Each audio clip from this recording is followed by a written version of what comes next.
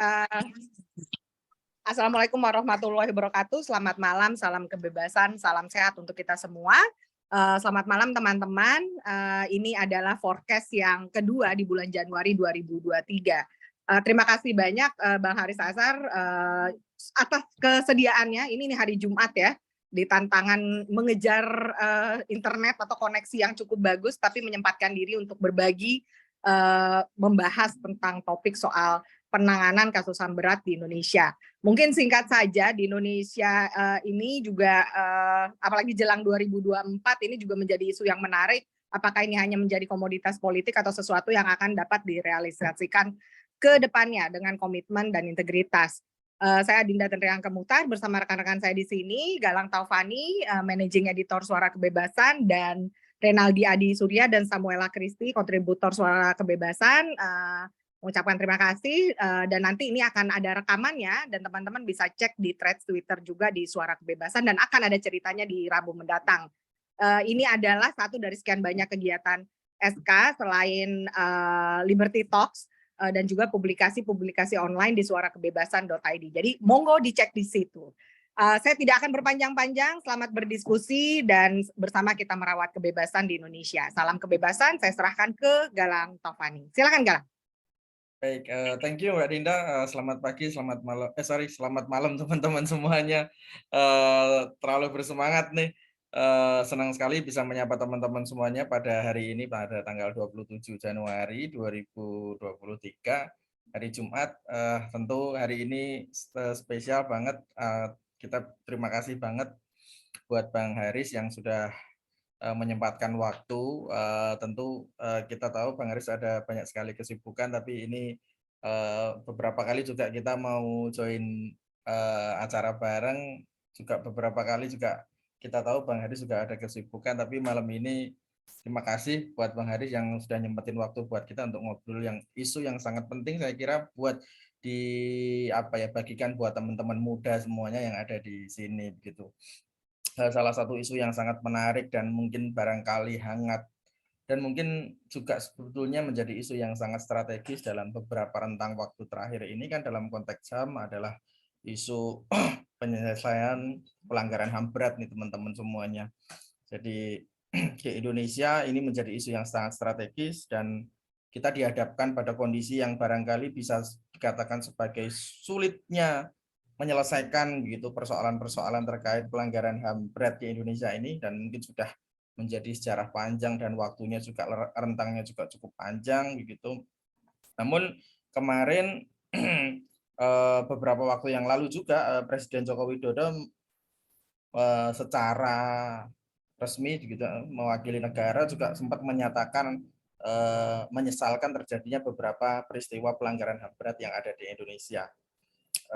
Bahkan beliau juga membentuk rekomendasi itu membuat tim gitu, tim secara khusus kemudian yang kita kenal sebagai tim penyelesaian non yudisial pelanggaran hak asasi manusia yang berat di masa lalu melalui Kepres, juga akhirnya juga turut dikeluarkannya laporan itu yang secara langsung waktu itu diserahkan kepada beliau pada waktu itu. Sebetulnya ini menjadi apakah kita sebagai para aktivis HAM gitu, para pegiat HAM dan kemudian masyarakat sipil yang begitu concern terhadap isu-isu HAM gitu, ini menjadi tolak titik balik yang sebetulnya positif buat negara kita, khususnya bagaimana kita meneropong pelanggaran HAM berat di masa lalu begitu. Apakah ini menjadi hal yang patut kita syukuri, kemudian apakah ini sebetulnya juga bisa menjadi proses yang akan baik dalam rangka untuk penyelesaian proses pelanggaran HAM berat gitu. Dan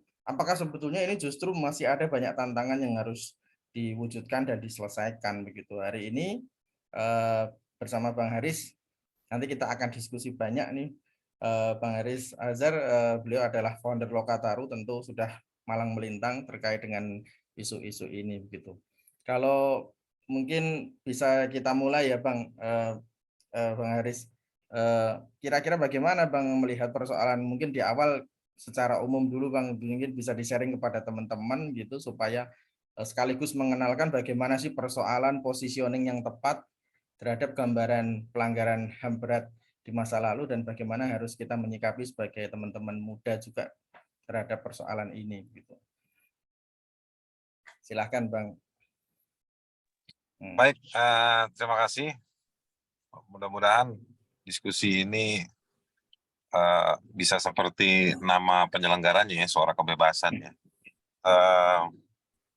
Gini, pertama saya minta maaf telat bergabung karena ada 1-2 urusan dan juga sinyal agak susah. Yang kedua saya mau bilang,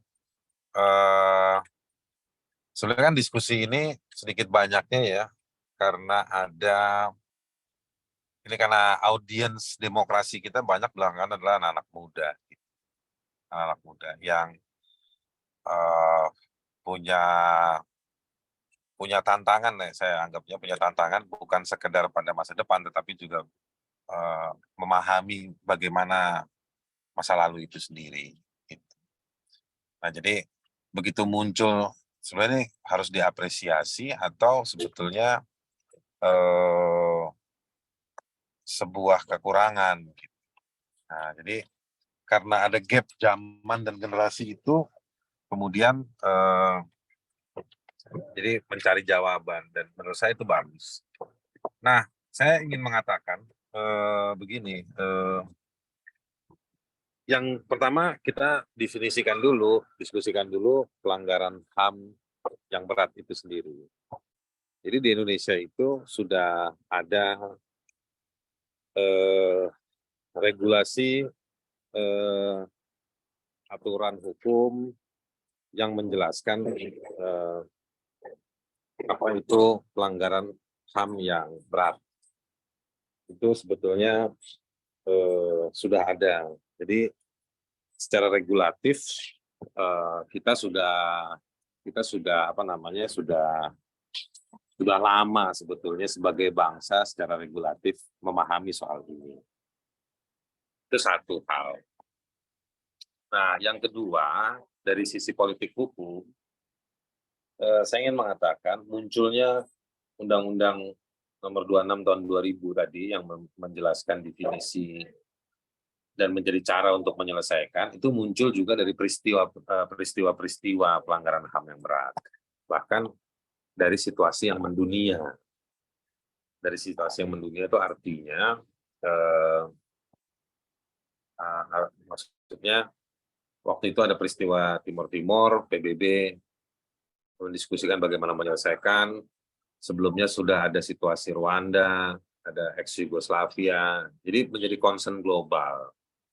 Ada yang memaknai situasi itu sebagai sebuah politik internasional, atau bahkan secara negatif mau didiskusikan sebagai tekanan internasional, atau keberpihakan internasional, atau tekanan internasional, macam-macam lah membahasakannya dari sisi politik dan diplomasi internasional.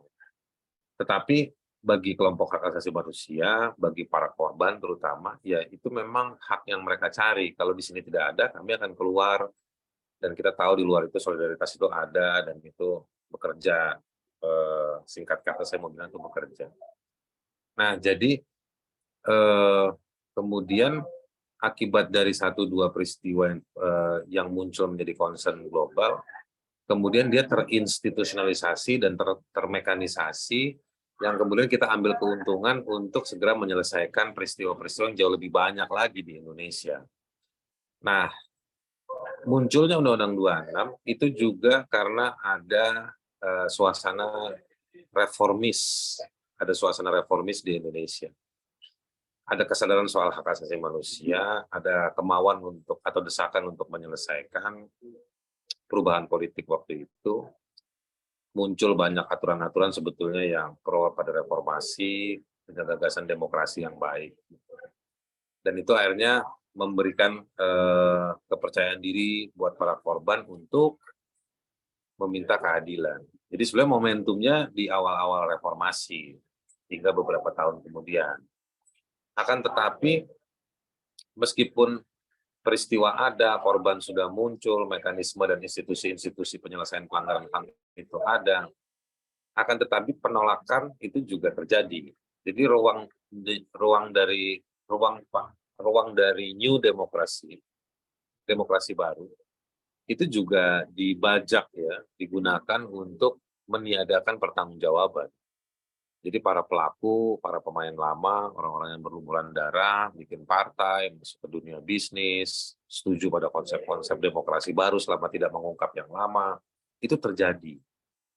Nah, itulah yang kemudian akhirnya menyandra tarik-menarik, meskipun ada mekanisme, dia hanya mentok di Komnas HAM, beberapa kasus bisa ke pengadilan, tetapi itu karena memang tekanan desakan yang luar biasa sekali. Nah, itu yang terjadi. Nah, sekarang kita masuk ke kasusnya. Kasusnya banyak, terutama di zaman Orde Baru gitu ya. Kasus-kasus pelanggaran HAM yang berat itu banyak sekali. Dengan latar belakang mengamankan rejim untuk politik keamanan, menghalalkan melakukan segala cara yang kemudian terjadi pelanggaran HAM berat. Itu semua dilakukan dalam rangka untuk mengamankan posisi politik, untuk rebutan posisi, untuk praktek bisnis untuk mengambil keuntungan dan lain-lain.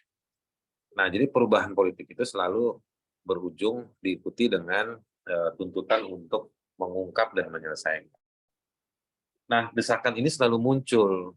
Salah satunya juga muncul lewat setiap mau pemilu. Itu atau pergantian kekuasaan menjelang SBY naik muncul, pas Jokowi mau naik juga muncul lagi gitu. Tapi tidak menghilangkan waktu-waktu. Anda boleh cek itu YLBHI, Kontras, Elsam, dulu ada organisasi nama Solidaritas Nusa Bangsa, ada banyak sekali organisasi-organisasi yang konsisten, tidak hanya pemilu tetapi juga menuntut penyelesaian. Bahwa ada perbedaan sedikit dari sana-sini itu memang ada, tapi mereka semua menuntut kebenaran, menuntut pemulihan, dan juga menuntut keadilan. Nah, jadi ini semua terus terjadi hingga sampai kemarin. Nah, yang kemarin itu saya mau mengatakan begini, kalau cuma sekedar mengakui, ya Gus Dur juga dulu udah mengakui, gitu, ya kan? Habibie bahkan sebelum Gus Dur juga mengakui ada persoalan di Aceh, di Papua, di mana-mana sudah diakui. Berbagai tim independen, meskipun kadar independennya bisa kita perdebatkan, tapi tim itu ada. Secara terinstitusional juga ada Komnas HAM yang merespon case per case, kasus per kasus. Jadi pengakuan-pengakuan itu sudah ada lama. Nah, yang kemudian penting adalah bagaimana mengungkap truth. Gitu. Jadi dan truth itu juga perlu diisi bukan hanya sekedar menyebutkan nama kasus, tapi juga menggambarkan siapa pelakunya, bagaimana bekerjanya, apa latar belakangnya, siapa korbannya, kayak gitu.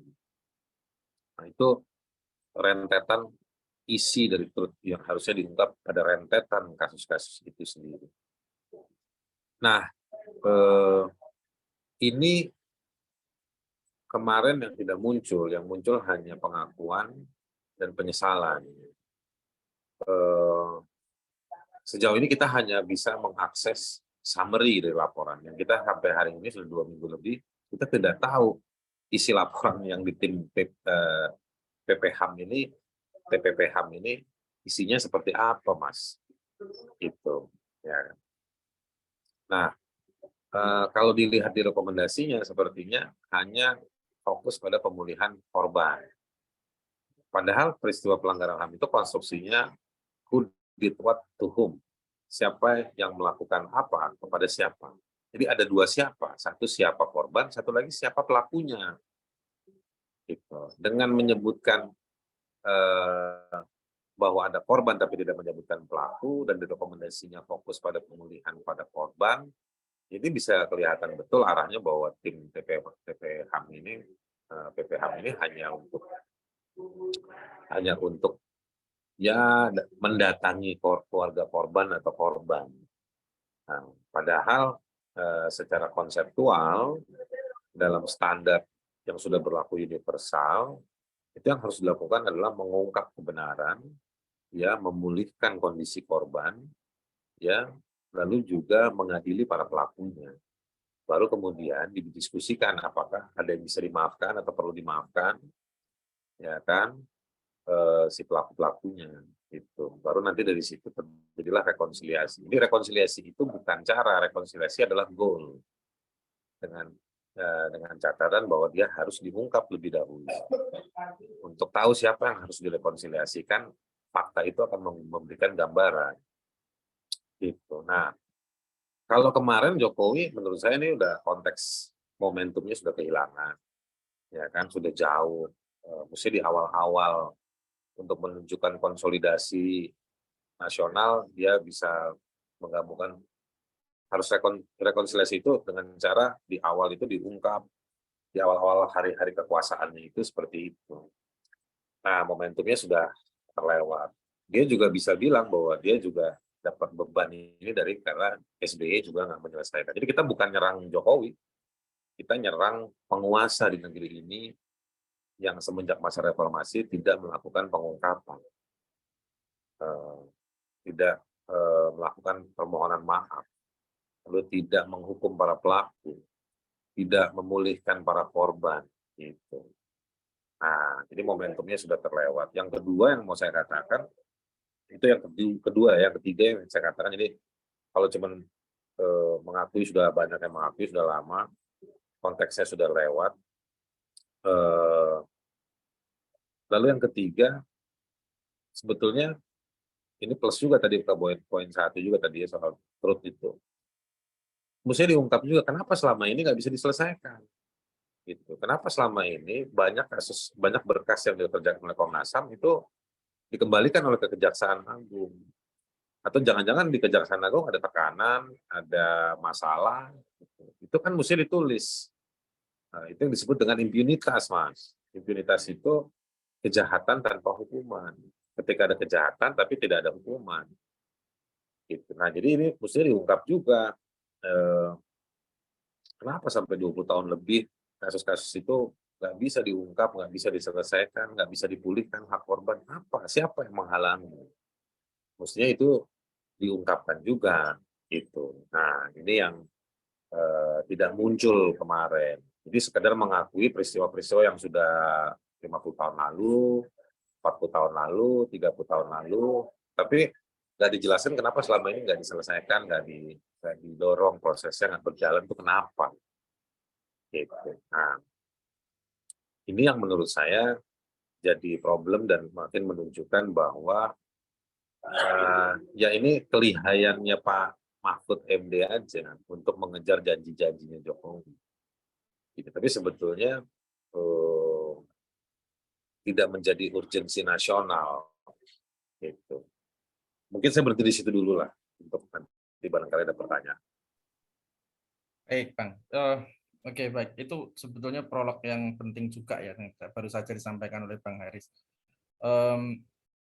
Terkait dengan apa yang sebetulnya kondisi yang terjadi pada saat ini dan bagaimana sebetulnya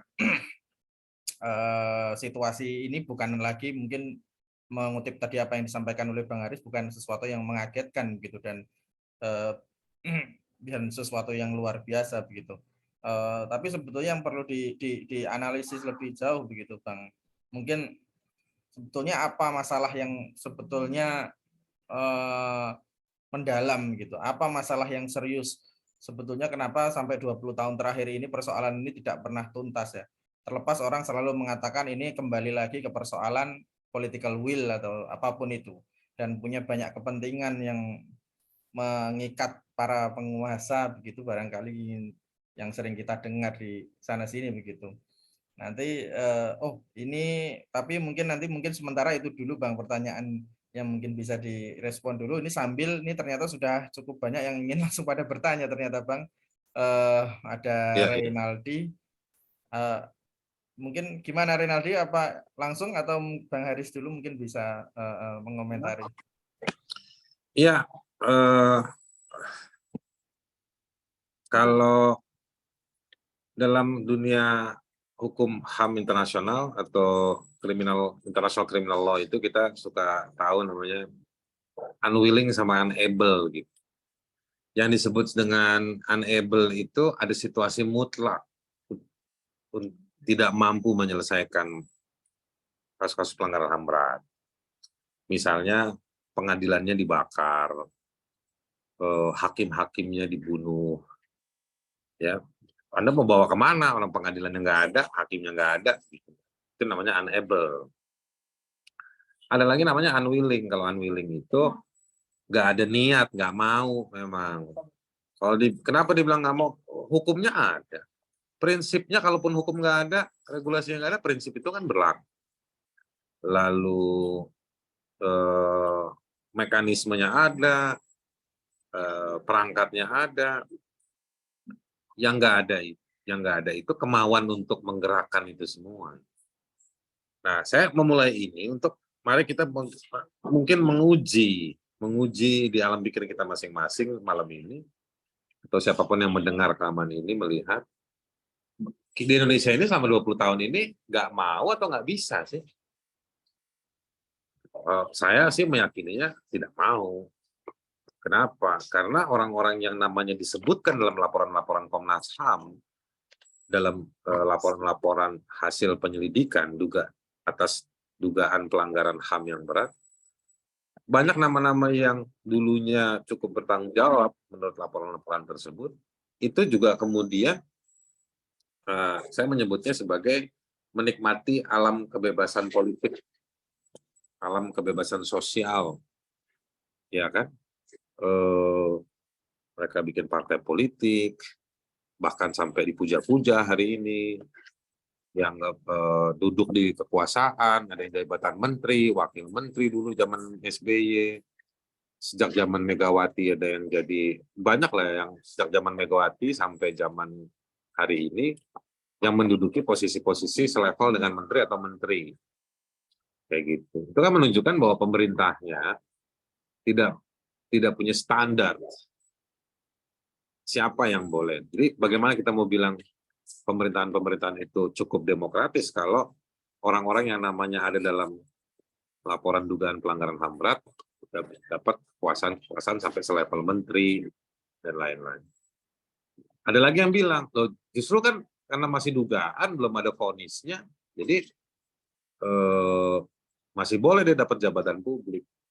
Iya, di atas kertas teorinya seperti itu. Tapi kan kita tahu, nggak ada pengadilan itu karena ada berbagai manuver. Saya menggunakan bahasa itu, manuver.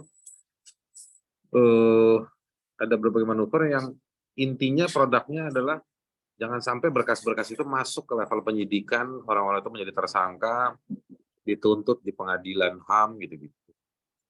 Ya kan? Ini kan banyak anak muda yang nonton ini. Jadi misalnya kita punya undang-undang pengadilan HAM, tapi baru ada 4 kasus yang pernah dibawa ke pengadilan HAM. Dan dari semua 4 berkas itu, 100% pelakunya dibebaskan. Gitu. Ada yang dibebaskan di tingkat pertama, ada dibebaskan di tingkat Mahkamah Agung. Gitu. Jadi ada praktek politik ya yang tidak bisa dipertanggungjawabkan, tidak terbuka, tidak bisa dipertanggungjawabkan, yang mengakibatkan tidak adanya proses-proses judicial terhadap dugaan kasus-kasus pelanggaran HAM yang berat itu. Jadi bukan karena hakimnya nggak ada, nggak punya aturan hukum, atau pengadilannya dibakar, kantor Komnasnya dibakar, bukan. Semuanya lengkap semua. Cuman memang ada ketidakmauan politik itu. Dan semuanya tinggal sih menyibukkan diri dengan agenda mempertahankan ekonomi, apa segala macam. Saya pernah belajar begini-begini, saya mendalami di berbagai negara itu, kepercayaan global terhadap sebuah negara itu salah satu indikatornya adalah sejauh mana penegakan hukum at all cost ya itu dilakukan. Jadi apapun resikonya itu dianggap negara, kalau kita mau dihormati maka kita harus menunjukkan bahwa kita benar di negara kita benar di rumah kita. Kalau Anda nggak benar di rumah, ya istilahnya di rumah Anda nggak benar, di negara Anda nggak benar, nggak menunjukkan satu integritas yang bermoral baik, standar etikanya baik, diimplementasikan dalam kebijakan publik dan juga penegakan hukum, ya orang nggak bakal hargain kita. Gitu. Kalau saya sih, buat saya udah terlalu banyak cerita seperti itu yang membuktikan pendapat saya tadi. Gitu. Silakan kalau ada pertanyaan, saya mau dengerin sambil saya siapin makan malam. Oke Bang. Ini teman-teman nih, Bang Haris ngasih kesempatan buat teman-teman juga. Saya akan berikan juga beberapa kesempatan bagi teman-teman yang mau join bareng diskusi kita pada malam hari ini tentang tema kita, yaitu adalah meneropong penyelesaian pelanggaran HAM berat di Indonesia. Ini mungkin yang pertama nih Bang, ada Reynaldi Bang. Halo Reynaldi. Ya. Oke, selain mungkin nanti juga teman-teman bisa raise hand, nanti saya juga bisa saya persilahkan untuk menyampaikan pertanyaan atau berdiskusi bareng atau berkomentar tentang isu kita malam hari ini. Bagi mungkin yang masih berhalangan atau mungkin sulit begitu, bisa juga nggak apa-apa. Nanti teman-teman bisa menulis begitu komentar, menulis pertanyaan barangkali juga di kolom chat. Jadi nanti teman-teman tetap bisa join session bareng kita di diskusi kita malam hari ini bagaimanapun caranya nih. Oke, kita kembali lagi kepada Ray. Silakan Ray. Barangkali ada hal yang ingin disampaikan dan didiskusikan di diskusi kita malam hari ini, Ray. Ini kedengeran ya Kak? Dengar Ray, dengar. Oke, soalnya ini memang lagi buruk cuacanya, ini lagi di sini hujan. Oke, terima kasih Bang. Terima kasih juga Bang Haris Azhar. Ini saya Renaldi Surya. Dulu kita pernah bertemu waktu acara di Batko HMI Jabodetabek. Waktu itu saya jadi wartawan di situ mewakili Pedoman Tangerang. Sekarang dulu saya bisa lega karena Bang Haris sudah bisa hadir bersama Suara Kebebasan di sini. Saya pengen bertanya juga nih, Kang. Kan secara politik ya, dari kacamata politik, menurut tanggapan Abang bagaimana Jokowi ini kan dia mengumumkan pengakuan itu di akhir masa jabatannya lah, katakanlah seperti itu. Di akhir detik-detik terakhir nafas dari jabatannya dia mengakui kategori-kategori pelanggaran HAM yang berat, ya kan? Apakah ini seperti sebenarnya Jokowi mau, cuma ada tangan-tangan yang menghalangi sehingga dia nekatlah di akhir-akhir masa kepemimpinannya, atau ya ini hanya sebagai formalitas aja, atau memang ya akuilah karena udah janji kampanye kan, yang pertama. Nah yang kedua, sejauh mana sih kekuatan teman-teman kita di Komnas HAM atau ada lembaga Komnas HAM di Indonesia ini? Kan konstitusi kita juga melindungi HAM ya. Atau kenapa, apakah ada mahkamah khusus yang membidangi masalah kejahatan HAM itu sendiri? Misalkan ya kita bikinlah buat orang-orang yang suka menindas orang lain atau suka katakanlah membunuh, ya kan, entah itu karena ada masalah aktivisme idealis atau karena masalah bisnis, itu kan juga masuk pelanggaran HAM ya. Betul kata Bang Haris tadi bahwa bagaimana orang bisa berusaha dengan baik kalau misalkan keadilannya itu nggak ada gitu. Kita juga takut kan, takut dipalak, takut pihak Kades punya preman yang malakin kita kan juga bingung juga. Nah, kenapa nggak ada mahkamah khusus? Atau sebenarnya ada seperti kayak Tipikor ya kan, buat kasus korupsi. Nah ini buat kejahatan HAM, gitu. Agar ya minimal adalah setahun ini 5 atau 10 jadi rutin, gitu. Ada kasus-kasus nih yang gitu, kayak kemarin kan ada orang perangkat desa yang dibunuh gara-gara pengen membongkar kasus korupsi di desanya. Itu mengerikan sekali, sampai kepalanya hilang, badannya dibakar, sampai sekarang saya nggak tahu lagi ceritanya bagaimana. Baru pas netizen bersuara baru dibahas. Apakah karena netizen itu harus bersuara dulu baru kasus itu diangkat? Kan jadi lucu gitu, ya kan? Dan kita kan nggak tahu bagaimana menggerakkan netizen semua untuk serempak bersuara. Kayak gitu. Terima kasih Mas Haris, terima kasih Bang Galang. Thank you Ray. Silakan Bang. Tadi seperti saya udah bilang, kalau kita punya Undang-Undang Nomor 39 Tahun 99 tentang Hak Asasi Manusia yang kembali memperkuat hak-hak dan mekanisme penyelesaian pelanggaran HAM di Komnas HAM. Kita punya Undang-Undang 26 tentang pengadilan HAM itu untuk menyelesaikan pelanggaran HAM yang berat. Jadi ingat ya teman-teman, ada dua, ada pelanggaran HAM dan ada pelanggaran HAM yang berat. Masing-masing punya mekanismenya. Jadi kadang-kadang juga saya mau bilang agak kontroversial begini, nggak harus juga sebuah peristiwa itu dibilang pelanggaran HAM yang berat. Pelanggaran HAM aja udah cukup. Cuman kadang-kadang kita ini, bukan kadang-kadang, kerap kali kita ini nggak memberikan ruang kengerian ketika dibilang itu pelanggaran HAM. Padahal itu masalah serius kalau dibilang pelanggaran HAM, tanpa harus pakai kata-kata berat. Nah, itu definisinya singkat. Tapi juga saya mau bilang mekanismenya juga ada. Tapi nggak ada yang ngawal mekanisme. Saya kalau di pelanggaran HAM, mekanismenya adalah Komnas HAM membuat rekomendasi kepada sejumlah pihak untuk memfollow up. Nah, rekomendasi itu jalankan nggak? Gitu. Siapa yang ngawal?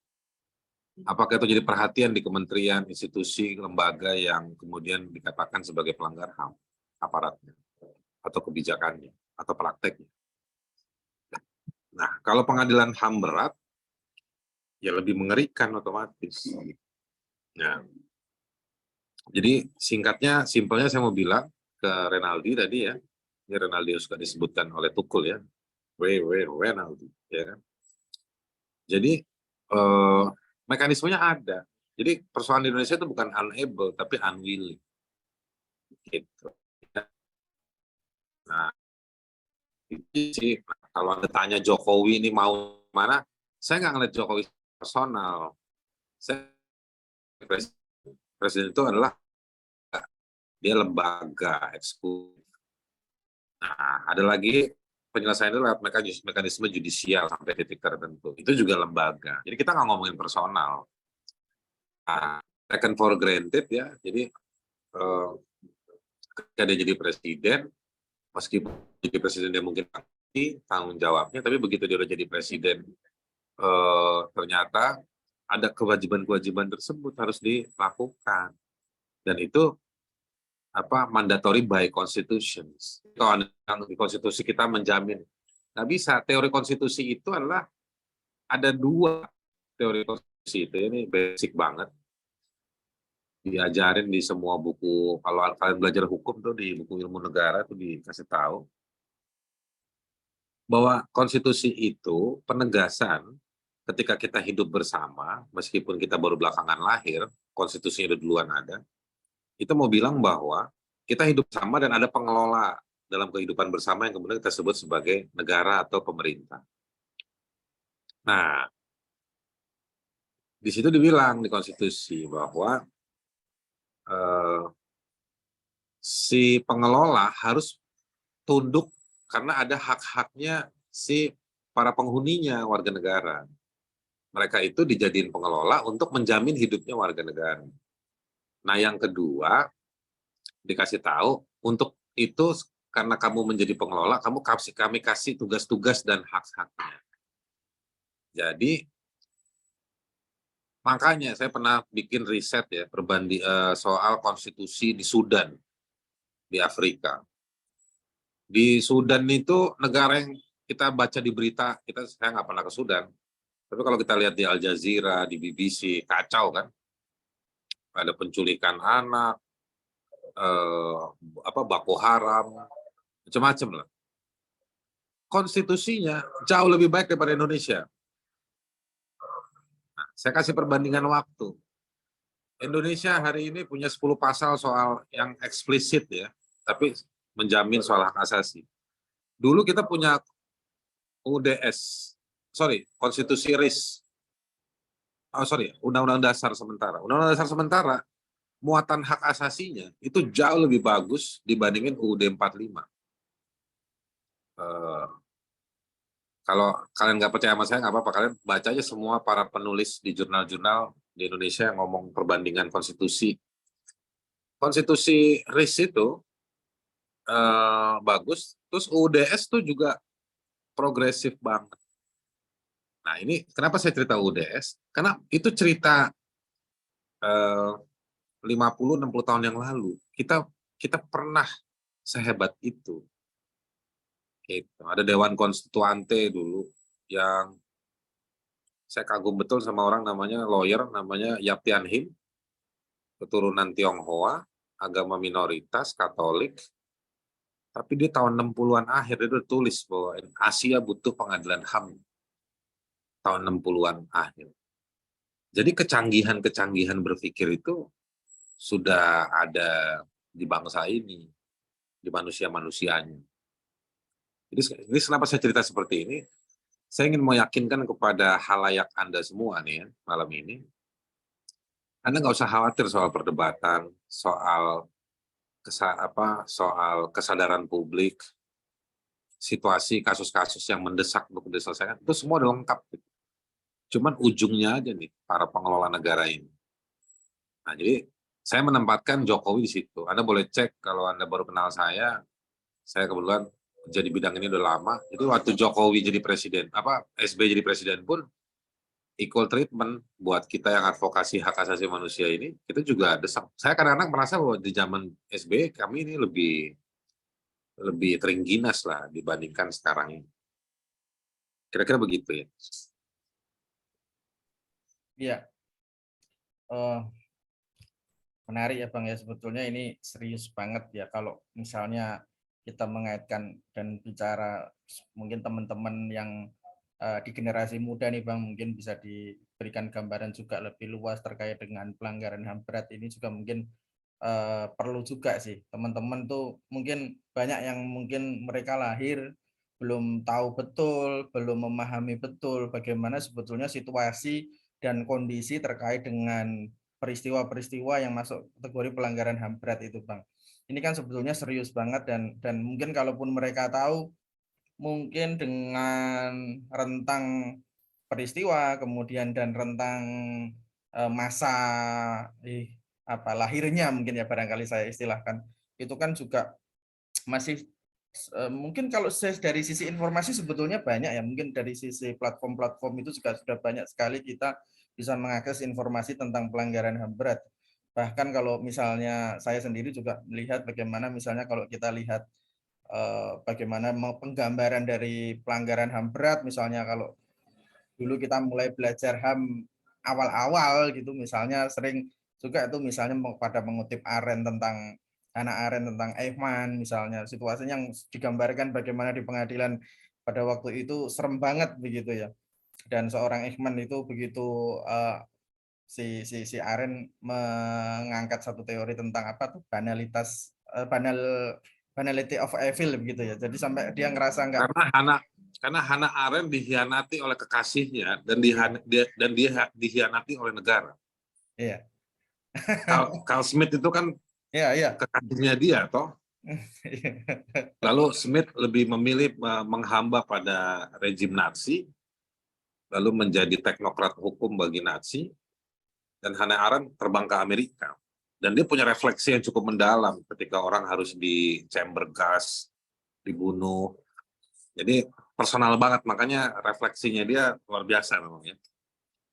Banality of violence itu ya. Betul Bang. Iya itu Bang. Kalau kita yang lagi belajar tentang pelanggaran HAM berat gitu Bang, itu waktu itu salah satu bacaan, ya?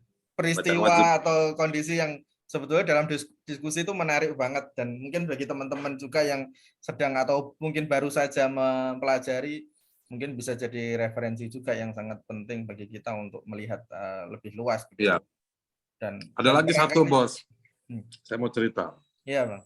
Karena Anda ngomong Hannah Arendt. Saya dulu pernah baca satu novel, judulnya Sunflower.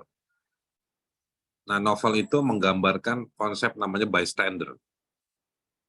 Bystander itu, tadi kita ngomong impunitas ya 20 tahun, itu mungkin karena kita sebagai publik tidak bertanggung jawab kepada korban.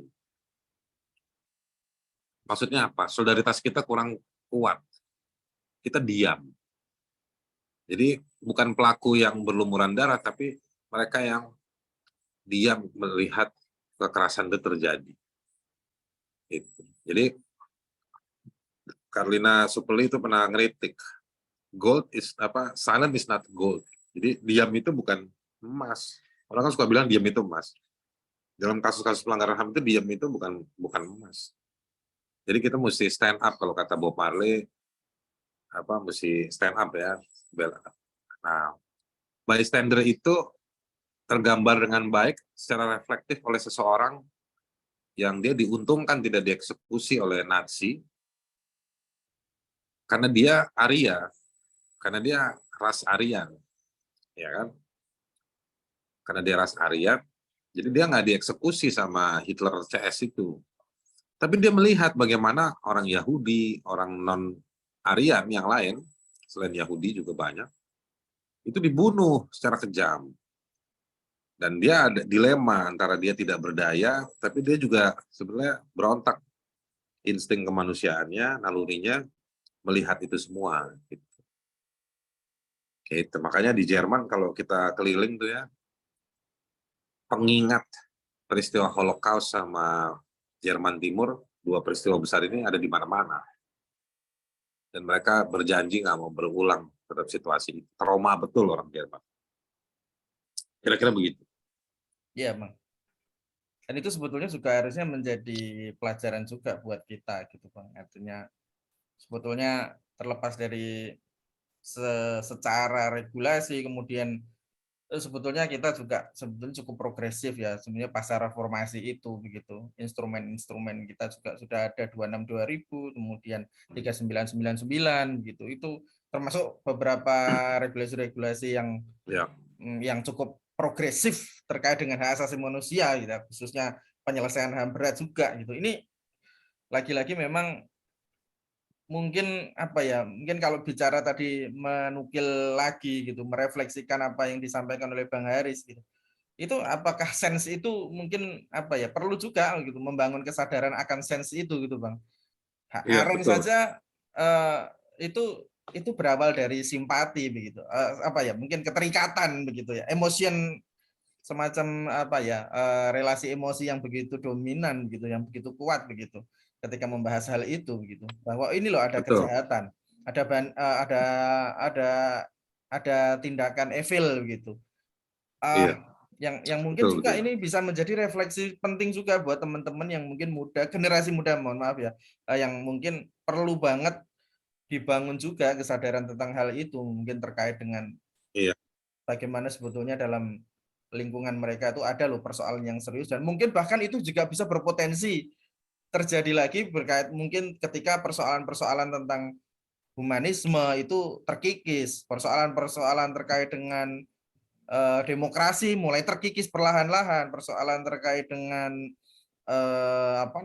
kebebasan sipil mulai terganggu. Dan ini sebenarnya kan juga bukan hal baru bahwa kita secara kebebasan sipil juga di Indonesia mengalami banyak tantangan, kebebasan berpendapat atau instrumen-instrumen HAM lah. Persoalan-persoalan HAM juga kita semakin banyak tantangan seiring dengan mungkin saya kira mungkin mulai muncul otoritarianis gitu Bang.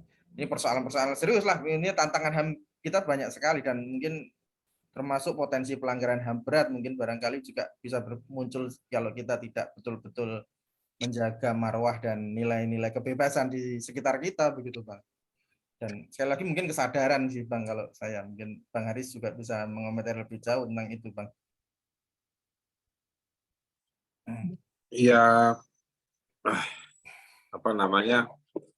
faktor edukasi itu penting ya Bang.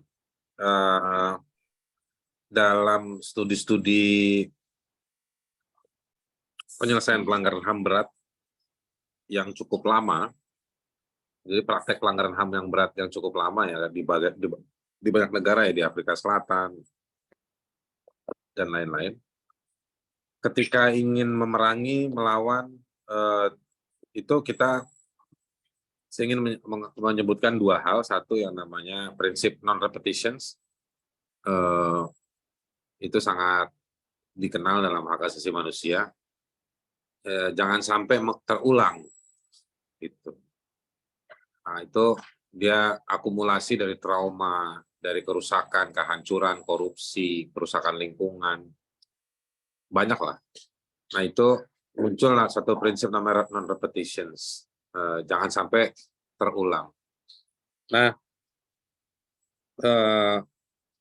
Lalu manifestasinya adalah reform, agenda perbaikan, Apa yang diperbaiki? Ada 3 hal yang diperbaiki.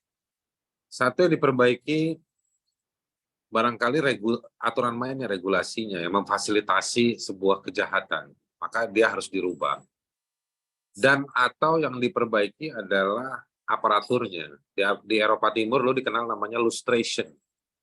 Jadi bukan dipecat satu persatu siapa yang salah, tapi semua orang yang pernah hidup dan menghamba pada praktek rejim yang korup dan brutal, dia dipecat massal. Tapi dikasih kesempatan untuk mengapply balik selama mereka bisa membuktikan, jadi pembuktian terbalik. Ada lagi yang namanya perbaikan instrumen atau alat. Jadi jangan-jangan alatnya yang nggak benar, nggak pernah direform, tidak humanis. Jadi makanya memudahkan ketika turun ke lapangan menggunakan alat pasti banyak terjadi peristiwa-peristiwa kekerasan. Nah,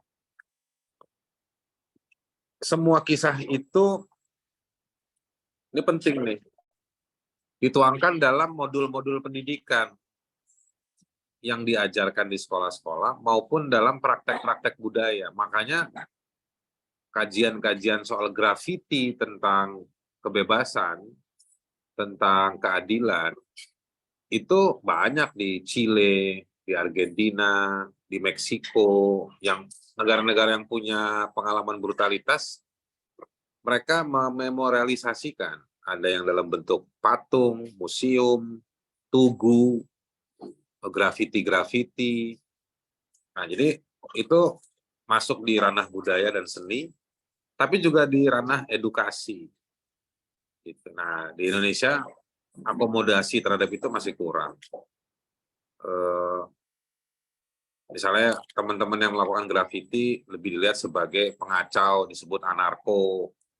Padahal ya mungkin mereka cara berpakaiannya beda sama kita, tapi sebenarnya mereka itu diam-diam mereka punya apa namanya, kontemplasi yang cukup baik ya menurut saya. Saya kadang-kadang suka, secara pribadi saya berterima kasih sama orang-orang yang suka gambar-gambar, mengingatkan kayak begitu-begitu grafiti. Di Afrika Selatan itu mereka punya banyak museum. Di Argentina laporan brutalitas rejim militer itu jadi bacaan publik di era 80-an. Di Afrika Selatan selain perubahan policy banyak sekali, tapi materi-materi keberagaman, menghargai yang lemah, itu jadi materi-materi pendidikan. Nah, itu mesti dibiasakan. Cuman sayangnya kan di Indonesia gara-gara kita nggak mau mengakui, nggak mau menjadikan bahan publik, maka materi-materi tersebut juga kayak takut-takut didiskusikan. Gitu. Jadi ya inilah kita hari ini. Akhirnya banyak orang lebih senang main sosial media, duduk di ruang keluarga pada megang HP, buka akun-akun sosial media, kayak begitu-begitu, ya kan? Ini yang terjadi, termasuk terjadi di rumah saya saat ini. Oke, kira-kira begitu, Bos. Ya, Bang. Jadi emang lah itu, Bang, memang sih. Kenapa ya itu memang ya mungkin itu juga kultural ya, Bang ya. Kultural itu artinya entah itu desainnya adalah sistem politik kita, entah sistem politik kita memang belum terbuka ya. Artinya ya, ini soal peradaban partisipasi warganya masih ini banget lah. Atau mungkin sistem politik kita yang nggak terbuka atau belum bisa mendorong partisipasi publik secara lebih. Oh iya, Bang, ini masih ada satu pertanyaan lagi, Bang, ini dari. Oke, satu terakhir. Dari Ella, Bang. Sorry, ini dari Ella, titipan dari chat Ella nih di DM kepada saya. Sebentar, pacarnya ya. Saya baca dulu ya, Bang ya.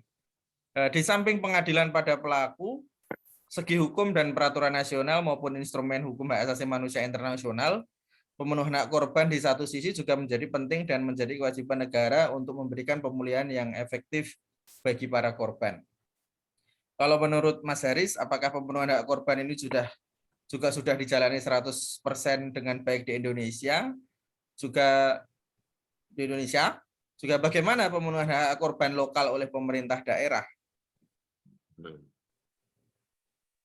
Hak Mas Haris korban mau itu, nambah dong, sorry Mas Haris. ya silakan Kalau Mbak. tambahin aja nih Mas Haris, kira-kira masih laku nggak nih kalau kita nuntut ini sebagai salah satu alat gitu untuk 2024? Masih bisa dipegang nggak sih kata-kata politisi itu? Dan pegiat HAM masih mau nggak sih ngedorong lewat rekam jejaknya itu sehingga bisa menjadi edukasi untuk publik juga? Kalau kita mau dorong soal penanganan kasus HAM apapun itu. Thank you. Berarti pertanyaannya ada dua nih, apa itu hak korban dan juga kapan menuntut hak korban. Hak korban itu menurut standar hukum HAM internasional ada 3 hal ya paling tidak. Sebenarnya saya meyakininya ada sampai 6 sampai 7. Tapi 3 hal yang harus diketahui, satu, hak atas kebenaran, fakta-fakta. Yang kedua, hak atas pemulihan atau reparasi. Yang ketiga, hak atas keadilan. Dan itu tidak ada mana yang lebih unggul, tetapi ada namanya swingnya, apa namanya pintu masuk. Pertama, hampir disepakati jadi kayak semacam apa namanya authoritative opinion ya. Fakta itu penting karena dengan fakta kita mengetahui peristiwa apa yang terjadi. Rumusnya dalam hak asasi manusia itu who did what to whom. Siapa yang melakukan apa kepada siapa. Jadi fakta itu penting. Dari situ maka kita melakukan yang namanya reparasi terhadap korban. Ada 3 model reparasi yang kondisi awal dikembalikan lagi. Kalau sudah meninggal maka dia diekuivalenkan pada hal-hal tertentu. Lalu ada semacam ganti rugi atas apa yang pernah terjadi, di luar soal apa yang rusak tadi itu. Dan juga ada semacam hukuman dari pelaku kepada para korban untuk memulihkan kondisi para korban dari itu. Sebagai hukuman ya, bukan sebagai ganti rugi write off perdata gitu, bukan. Nah, lalu haknya korban yang ketiga keadilan, melihat ada proses resmi, yang juga memutuskan penghukuman terhadap pelaku, terutama yang the most responsible one. Tetapi juga dalam forum resmi itu ada pernyataan apa yang harus dilakukan terhadap para korban. Jadi keadilan itu kadang-kadang bukan hanya pengadilan, tetapi juga mekanisme resmi untuk mengakui fakta tersebut dan juga menghukum para pelaku dan memastikan menjadi sebuah formal sesuatu yang resmi untuk memulihkan korban. Ini semua satu kesatuan. Jadi nggak bisa reparasi aja deh, pelakunya biarin deh lah, kita maafin aja, nggak bisa begitu. Nah, buat publik luas perlu ada reform. Institusi-institusi yang menjadi pelaku dan penyebab itu harus diperbaiki, gitu ya. Dan juga sebagai goal dari semua ini memastikan tidak ada repetisi. Kita kan lihat nih, masih aja terjadi peristiwa-peristiwa, gitu, Kanjuruhan misalnya. Ya kan? Nah, jadi ini semua paket dan yang paling penting adalah satisfaction. Satisfaction itu bukan hasil akhirnya memuaskan, tapi prosesnya memuaskan karena ada keterlibatan dari para korban dan masyarakat.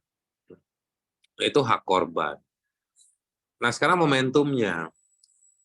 Kita nggak beli pernyataan di depan Istana Negara, dinyatakan dengan baju-baju yang licin, menyesali. Artinya, ini kan saya menduga atau khawatir ini semua nanti meniadakan ruang untuk menerima desakan publik dan korban untuk penyelesaian kepada proses ketika proses pemilu ke depan.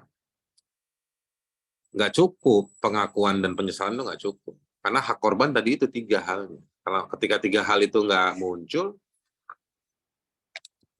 kan bahasa gampangnya kalau di PPHAM itu, di TPHAM, rekomendasi dijalankan nggak? Gitu. Meskipun kita punya banyak perdebatan, paling nggak kita mau bilang, nggak cukup dengan pernyataan. Mana truthnya? Laporannya TPHAM buka dong.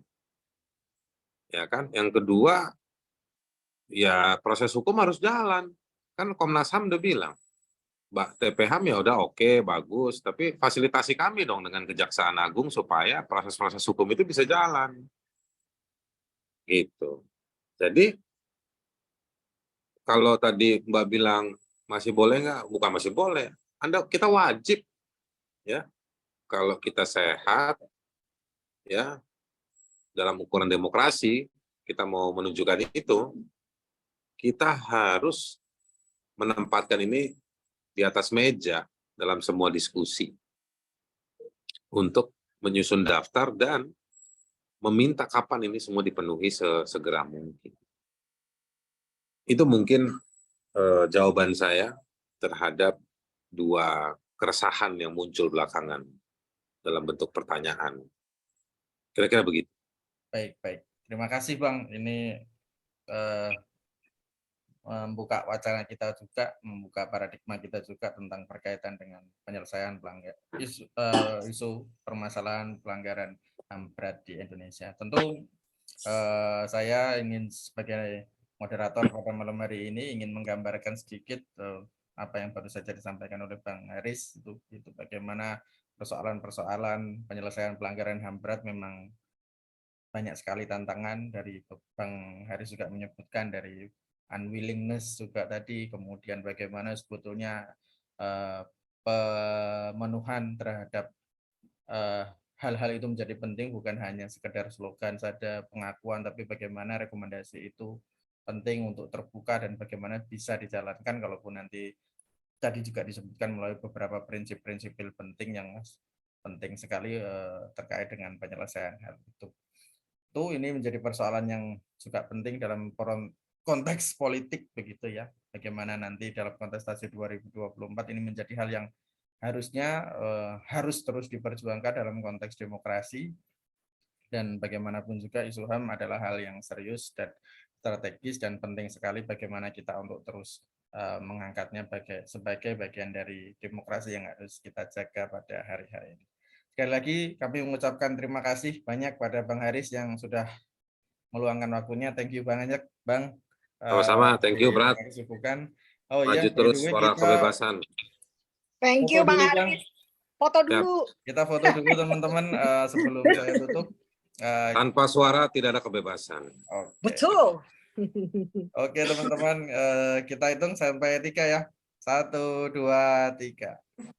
1, 2, 3. Oke, thank you teman-teman semuanya. Sampai jumpa. Terima kasih semua. Terus ikuti kegiatan-kegiatan Suara Kebebasan, juga ikuti tulisan-tulisan terkini tentang isu HAM dan kebebasan sipil di platform Suara Kebebasan. Terima kasih, selamat malam, sampai jumpa di diskusi dan kegiatan-kegiatan Suara Kebebasan selanjutnya. Terima kasih Bang Haris. Malam, thank you. Thank you Bang Haris. Buka ruangnya bagus semua sekali. teman-teman. Thank you Bang. Thank you teman-teman semua.